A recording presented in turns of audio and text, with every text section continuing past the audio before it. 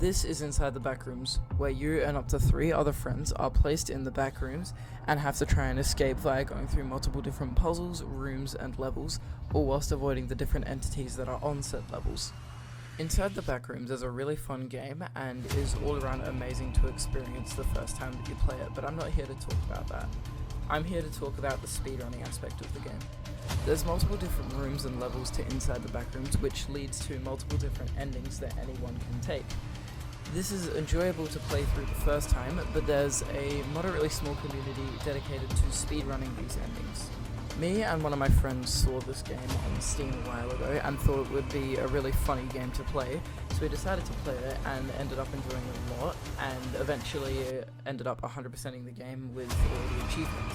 There's a new update that just recently came to Inside the Backrooms, which introduced the old hotel, which is a completely new level, which introduces new entities and a new ending, and 4 new achievements.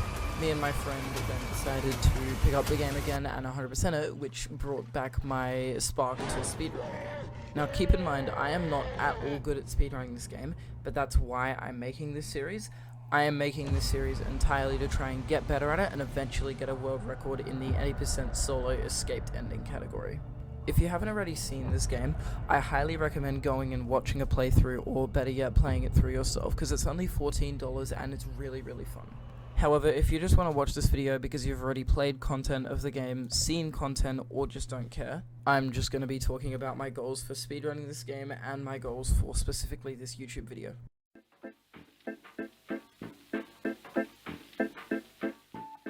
So, just to give sort of an example, this game has about 600 to 650 members in the speedrunning Discord, and I could only find like a few players who would consistently speedrun, and only just one singular player who's speedrun all the endings, that being Noob423. However, I think that I can get the world record and be one of these players, so my main goal for this video is just to sort of understand the game, explain to you how the game works and what route I will be taking, and then also to show you my first actual attempt at speedrun.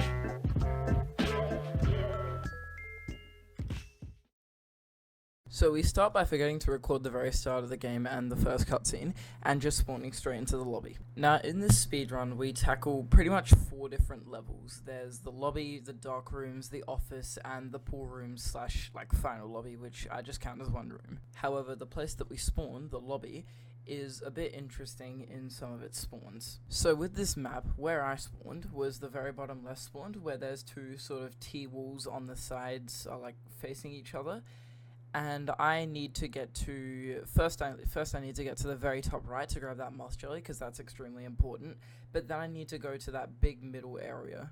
Now the way that I get to that big middle area is by going to those 2 rectangles on the left of it, the grey and white rectangle on top of each other, because in the actual game that's a ladder. The reason why the moth jelly is important is because there's a sprint meter in this game. However, when you use the moth jelly, you get probably about, I think, a minute of like a time where you can just continually sprint without having to recharge your sprint bar.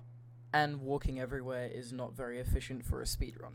Okay, so after I grab the moth jelly, I make my way towards the ladder, and when I get there, I wait for my sprint bar to fully recharge because I'm not using the moth jelly just yet. You'll notice with my timer that there's a negative 3.94 seconds, and that's because with the speedrun, since the spawn is completely random, but the elevator and where you get to the dark rooms isn't, what they've done is your time starts when you can see from the ladder, like after you climb up the ladder and that whole, like, you know, animation. When you can see after that is when your time starts.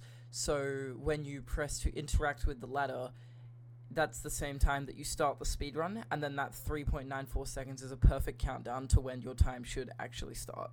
After you go by the ladder, you want to go to the elevator room and the elevator code. Now this would usually be a puzzle, but it's a very easy puzzle. Basically, the number on the right shows the position of which the numbers are in, and the numbers on the left show which numbers you're supposed to press. You'll see in the actual speedrun. So now we've made our way to the dark rooms, which is a tad bit complex. So, the very bottom point where it says elevator is where I spawned, and the first place that I want to go to is to grab my flashlight and to search those desks because stuff can spawn there. After I do that, I head to the room directly to my right to check if foot is in there, because you will need body parts for a later puzzle. And then I go another room to my right to check a bunch of drawers where this like long hallway is, because that can have a fair few spawns as well. After I check that spot, and then that bit above it where the TV room is and like next to the lever room, after I check all of that, that is legitimately one side of the map entirely looted up, and I don't have to search any of that unless I'm going back to do a puzzle, or unless I'm going back to do red key, which isn't even looting at that point. So you'll notice after I've looted up all of that I got a few important items. I got the foot, the ear, the fingers, and the time. The body parts are useful, as I said, for a later puzzle, but the time is very useful after you get clock hands. Oh, also, I don't know if you saw, but I got clock hands at the start of the run. Anyway, after looting up the right side of the map, I move up to bodies and do a sort of mini puzzle in that room, which is where you have to look at all the different bodies, look at which ones have blood on them, and then click on those specific bodies in the keypad on the locker. Oh, and I run into my first smiler after that. Anyway, after doing that puzzle, I get the hammer, which is useful for a vase puzzle later on. Now, after expertly passing by that smiler, I go to the horse room, where you have to angle the horse in a specific way so that it lights up so that it's facing to the left on the wall, which reveals a hidden door. Behind this hidden door, you can see a clock without any hands, hint hint, nudge nudge, that doesn't, like, after you put the clock hands on, it doesn't exactly have a time set to it, hint hint, nudge nudge. In this room, I also found nose, teeth, and the VHS tape. After doing the clock puzzle, you get a notepad, which mine said 7066. After I did the whole clock puzzle, I went back to VHS to put that tape into the TV now, because it has to play a few other things before it actually gets to the part where not only I can replay, but the part that actually matters. After this, I end up going to make my way to vase room before I get stopped by a smiler in the very long hallway. But before I actually work on the vases, I go to the room to the right of it, to the right of where the vase room is, to put in that code that I got before, 7066. After putting this code in, I ended up getting the pliers. Anyway, after you loot up the vases for a few more body parts if you feel like you don't have enough, you then start smashing the vases with the hammer that you got before, because in one of these 7 vases is a key that you have to use to open the red key door. I didn't get horrible luck, but it wasn't as good as it could have been. After this, I make my way back to red key and sneakily sneak past Edward and not get spotted at all ever. After you unlock the red key door, you'll be greeted by 5 different paintings, and when you look at these paintings from different perspectives, you'll be able to see hidden letters that are there, which you can then use to spell out a code on the toolbox behind the paintings, which then gives you 4 fuses for a later level and another moth jelly, which is really nice.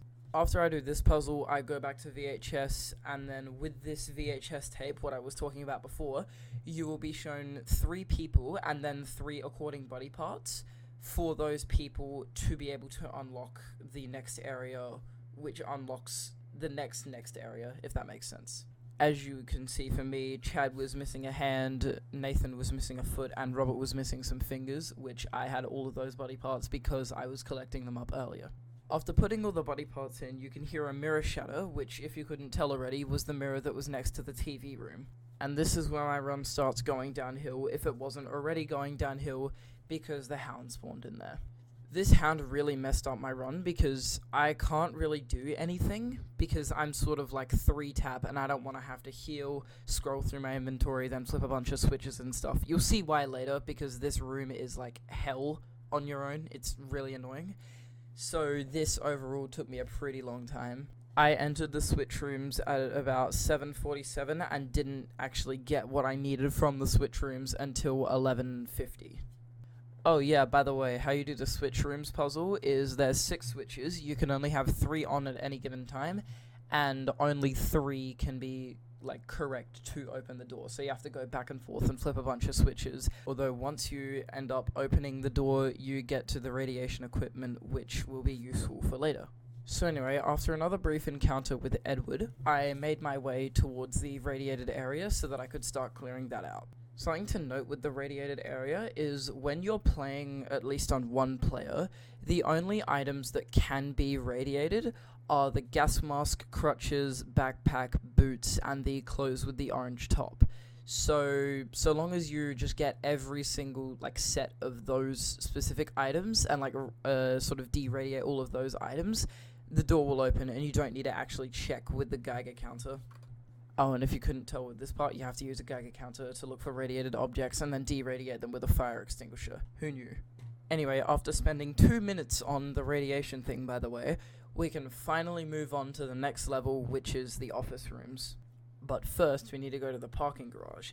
Now, I did forget to mention this, and I'm too lazy to go back and edit all of my recordings and stuff, but basically the parking garage is sort of the point in between the dark rooms and the office, which you just have to, like, avoid a skin stealer, close a few valves, grab a key card, and run through a doorway. It's nothing too exciting. But after I'd done that, I could move on to the actual office rooms. So anyway, when you enter the office rooms, the very first thing you want to do is you want to immediately go to the fuse box and put in all the fuses you got earlier after you did the whole paintings puzzle, because without it, you can't continue both of the two parts that you need to do to get past the office rooms. Speaking of the two parts, let's talk about the first one, the party room. The party room is by far my favorite part of the speedrun because of how quickly I managed to get it done and how fluently it moves. Don't worry about how long I took on Maze, by the way. It was embarrassingly long because I didn't search one really obvious spot. I know I just said I'm really fluent in it. I usually am. It's just this one time it took way too long. But nonetheless, I did manage to get this section over and done with fairly quickly. In order to do party room, you have to, first of all, pop 3 different phases of balloons. Then after you pop all those balloons, you have to do a maze section where you look for specific gifts, which I'll put a map of that up on screen now. You have to take a very specific route to sort of see all the gifts in one run and pop them all. And then after you do the finding your gifts minigame, you then do the final one, which is blowing out candles, which is where when you use your flashlight on the ground, you can see red lines, which essentially act as invisible walls unless you shine at them with your flashlight, right? They're very hard to see if you don't have your flashlight. And you have to blow out candles and stuff, so you have to sort of navigate between those walls and like blow out the candles. You have to position yourself really well. It's really annoying. But after you do all that, you can blow out the candles on the cake and get the red key card to get out of here and to be able to move on to the next part of the office rooms. The reason why I say I'm pretty good with party is because I usually do it in about like 2 to 3 minutes. I don't know why this time it took me damn near 8 minutes, but we're just not going to talk about it. Anyway, the second part of the office rooms requires you to look at every different computer and look for different symbols and colors of stuff. It's going to be a bit confusing, but I'll try and explain it as easiest I can. Each computer will have a sort of just a stock background, which is just a blue screen, but some of them, usually there's either 5, 6, or 7 colors. Some of them will have, colors on them, as just stated, right? So these colors can be any colors, like they can be gray, white, red, yellow, green, blue, pink, purple. There can be a whole bunch of different colors. And every time a computer has a color on it, it will also have a symbol on it that you have to look at with a sort of ABCDary index code to sort of find out what that is. So for example, later in the run, I'm pretty sure I get a cross, which had a yellow background. The cross on the ABCDary code sheet is A, so yellow is A. And then there'll be one main computer terminal that looks different to all the others, and it'll have a sticky note. It'll have a bunch of sticky notes, which tell you the order of the colors, and therefore once you find out what each color means, or what letter each color is, the password that you have to input to get to the final area. Also, in this area, there's another moth jelly and a red door that you have to notice. If you have moth jelly, you don't have to worry about the red door. At the very end, if you have moth jelly, you don't have to worry about the red door. But if you don't have moth jelly, you will have to look at it and choose which door to open, because if you choose the wrong one to open, there'll be a hound that comes out. But that's later in the run. I'll talk about that later. By the way, once again, I'm too lazy to go back and look at my footage, but the yellow cross was actually from a different one. This time I got a yellow right arrow, which corresponds to Q. I also got really lucky in this section because I'm pretty sure 4 or 5 out of the computer screens that I had that I actually had to pay attention to were all in one area. There's a few miniature computer rooms with 3 or 4 computers in them. There's one with about 5 or 6, and then 2 rooms have, I think, about like 12 computers in them, which are the main computer rooms that you usually want to check last after checking the mini ones, because those computer rooms are directly next to the exit that you have to take after you figure out what the code is. Anyway, my code was DOUQIJ, and after you do that, the blue door opens, which again is after the second large computer room. And now we get to one of the very last areas in the game, the pool room. So the pool rooms are kind of weird. The first one is just a thing to sort of dip your toes in the water, literally. The easiest way to do it is just to keep the power on and then also keep your radiation suit on. You can get past here if you turn the power off, but I think you have to have the power on to open the door at the end anyway. So just keep the power on, keep your radiation suit on, and walk across the water. You'll be completely fine. But the second pool is where it really gets annoying. So in the game, just as a goofy little feature they added, you can do emotes, and one of these emotes is a sit-up emote. Now, usually you would have to do a new puzzle, a completely different puzzle in the office rooms, as well as the computer puzzle, to get a motion tracker so that you can look around in the water and see where these things are to avoid them, because if you touch them, you'll die.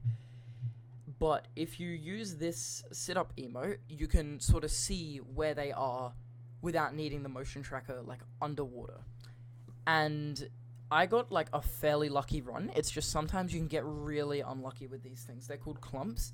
Sometimes you can get really unlucky with them and they just form like the Great Wall of China in front of you and you have to take a really big detour, and sometimes you die, which if you die you have to go all the way back to the beginning.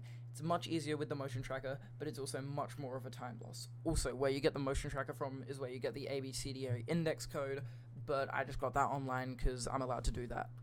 Anyway, after I did all of that, I got to the very, very final room, which I still count towards the pool room since it's really small.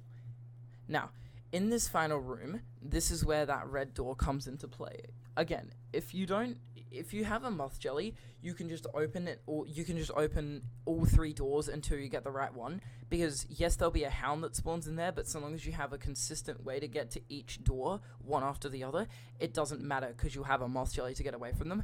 But if you don't have a moth jelly, you have to choose the right door, which for me was door number 2. So the first door that I found was a trident door, which was not the one that I was looking for, but the second door I found was door number 2, which is the one I'm looking for, and after you do that, that's when you escape and when you complete the entire speedrun. And my speedrun came to an embarrassingly long 32 minutes and 5 seconds. So overall, a really bad speedrun, but it is my first time speedrunning this game, so I didn't really expect anything more to come from that, and I'm hoping that I can do a lot better in the future, which I'm pretty confident that I'll be able to. Hey guys, Future Harry here. Just wanted to explain something real quick. With the recording software that I was using, the normal one that I use is Outplayed, like for my DVD videos and like Geometry Dash videos and everything. The normal one I use is Outplayed, but that doesn't support inside the backrooms. That was embarrassing. Yeah, that doesn't support inside the backrooms. So I was using Streamlabs OBS, but that's really laggy for my computer. So I'll try and find a better alternative. I'll see if the NVIDIA what's it called, game overlay, like screen capture, whatever. I'll see if that makes it any less laggy, but I highly doubt it. If it doesn't, I'll try and find an alternative solution. But for now, that's just what you're gonna have to deal with. I'm sorry for the crappy frame rate. I'm really sorry for those moments like in phases where it was like 2 frames a second. But yeah, I'll try and find a better alternative. But that's all for now. Thank you for watching. And